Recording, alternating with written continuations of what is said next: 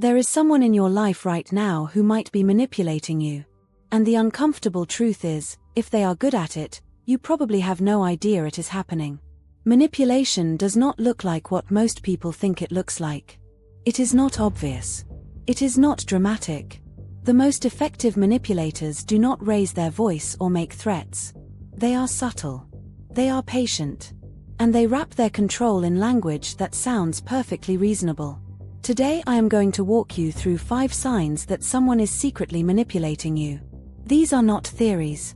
These are patterns that psychologists have documented and studied for decades. And once you learn to recognize them, you will start seeing them everywhere. Let us get into it. Sign number 1. They make you doubt your own memory. This is called gaslighting, and it is one of the most common and most damaging forms of manipulation. The term comes from a 1944 film in which a husband slowly convinces his wife that she is losing her mind by denying things she clearly saw and heard. In real life, it sounds like this. That never happened. You are remembering it wrong. I never said that. You are making things up. You are being too sensitive. That is not what I meant. The goal is not to win an argument. The goal is to make you stop trusting yourself. Because once you start doubting your own perception of reality, you become completely dependent on the manipulator to tell you what is real. And that is exactly where they want you. Research published in the American Sociological Review describes gaslighting as a form of psychological abuse that works by destabilizing the victim's sense of reality over time. It is not one big lie. It is hundreds of small ones, repeated so consistently that you start to think the problem is you. If you find yourself constantly second-guessing your own memory around one particular person, that is not a flaw in your thinking. That is a pattern worth paying attention to. Sign number 2. They use guilt as a weapon. Guilt is one of the most powerful emotions a human being can feel. It evolved to keep us socially connected, to make us care about the impact of our actions on others. But in the hands of a manipulator, guilt becomes a tool for control. This sounds like after everything I have done for you, this is how you treat me. Or I guess I just care more about this relationship than you do. Or the classic silent treatment, where they withdraw all warmth and affection until you come crawling back to apologize for something you are not even sure you did. The pattern is always the same. They frame themselves as the victim. They frame you as the one who has caused harm. And the only way to resolve the tension is to give them exactly what they want. Psychologist Harriet Breaker identified this as one of the core manipulation strategies in her research on emotional blackmail. The manipulator creates a cycle where you feel permanently indebted to them, no matter how much you give. The key tell is this. Healthy relationships involve mutual compromise. Manipulative ones involve one person constantly apologizing and the other person constantly being wronged. If you are always the one saying sorry, ask yourself whether that is really because you are always wrong, or whether someone has trained you to believe that you are. Sign number 3. They disguise control as concern. This one is particularly hard to spot because it looks and sounds like love. I just worry about you when you go out with those friends. I am not trying to control you, I just think you would be happier if you stayed home tonight. I only check your phone because I care about us. On the surface, these statements sound protective, even caring. But underneath them is a very clear message. I want to control where you go, who you see, and what you do. And I am going to frame that control as something you should be grateful for. Researchers studying coercive control have found that this pattern is one of the earliest and most reliable warning signs of an abusive dynamic. It starts small. A comment about a friend they do not like. A suggestion that you do not really need to go to that event. A preference that you check in with them before making plans.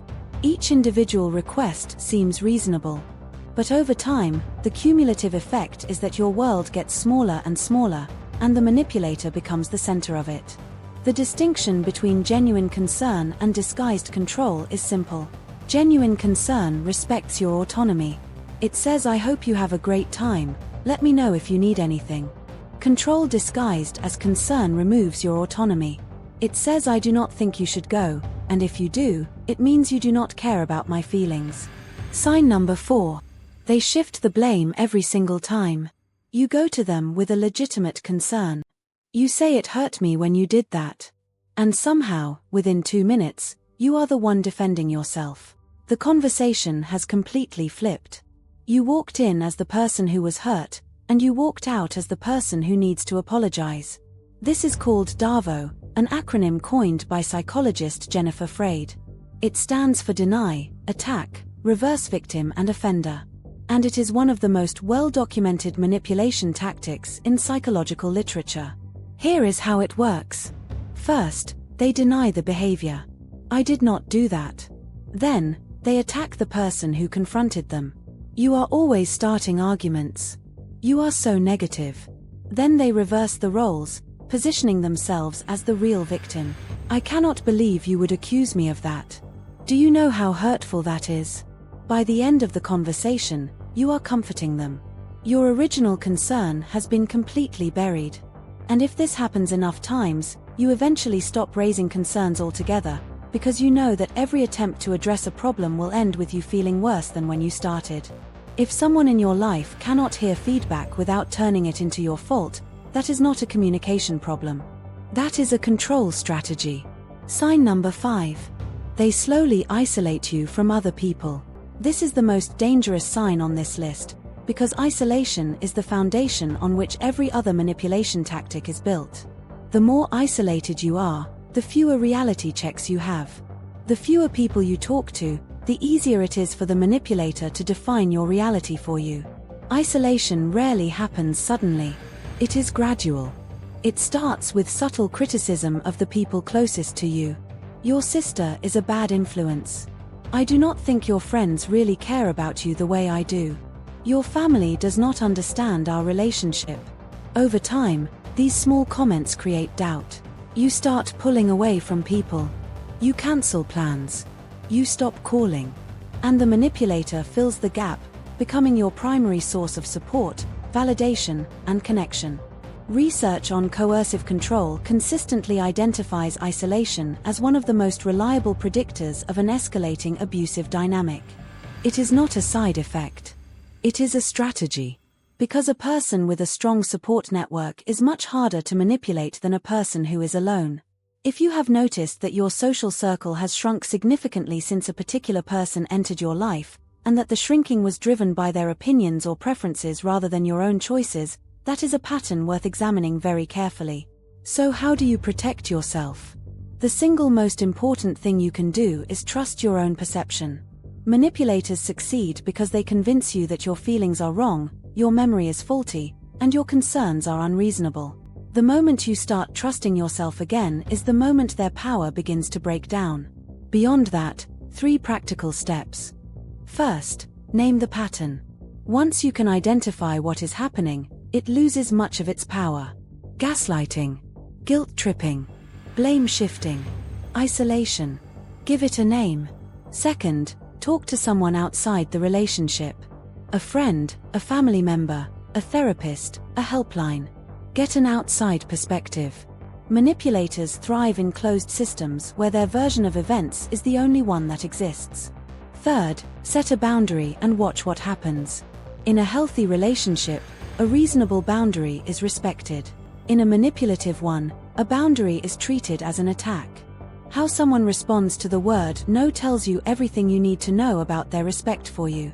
If you recognized any of these signs in your own life, you are not weak and you are not foolish. Manipulation works because it targets the best parts of people, their empathy, their desire to be fair, their willingness to give others the benefit of the doubt. Recognizing it is the first step. And that step takes courage.